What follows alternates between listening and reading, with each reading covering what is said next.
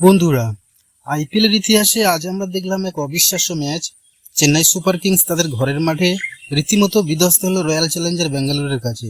কিন্তু সবচেয়ে বড় প্রশ্ন, মহেন্দ্র সিং ধোনি কেন 9 নম্বরে ব্যাট করতে নামলেন? এটা কি টিম ম্যানেজমেন্টের সিদ্ধান্ত, নাকি ধোনি নিজের পরিকল্পনা? আসুন খেলার বিশ্লেষণে ঢুকে পড়ি।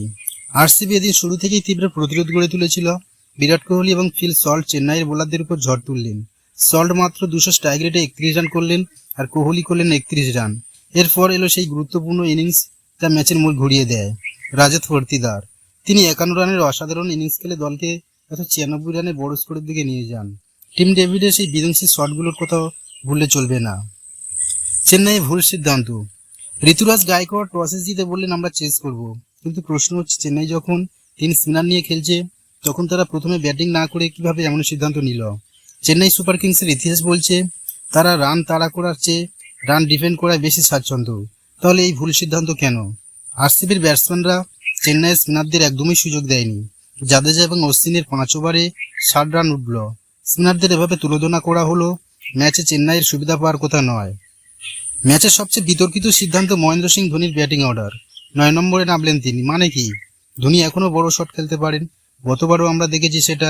তাহলে কেন তাকে এত দেরিতে পাঠানো হলো? একটা সময় ছিল যখন ধোনি নিজেই ম্যাচ ফিনিশ করতেন, নিজেই সিদ্ধান্ত নিতেন, কিন্তু আজ ধোনি কি নিজেই এই সিদ্ধান্ত নিয়েছেন, নাকি টিম ম্যানেজমেন্টের চাপে পড়েছেন? এটা সত্যিই আশ্চর্যজনক। চেন্নাই ব্যাটিংয়ে আজ বড় ধাক্কা খেয়েছে। রাচিন রবীন্দ্র 41 রান করলেও অন্য কেউ বড় ইনিংস খেলতে পারেনি। ঋতুরাজ ও রাহুল ত্রিপাঠী কিছুই করতে পারলেন না। শিবম দুবে মাত্র 19 রান করলেন এবং জাদেজা ইনিংসও দেরিতে এলো। টিম ম্যানেজমেন্টের কি সঠিক সিদ্ধান্ত নিয়েছিল? 3 স্পিনার রেখে কেন তার রান তাড়া করার সিদ্ধান্ত? এবং একজন ফাস্ট বোলার বেশি খেলালে ভালো হতো না? আরসিবির বোলাররা একের পর এক চেন্নাইয়ের উইকেট তুলে নিয়েছিল। তাদের প্রতিটি প্লেয়ার আজ দুর্দান্ত খেলেছে।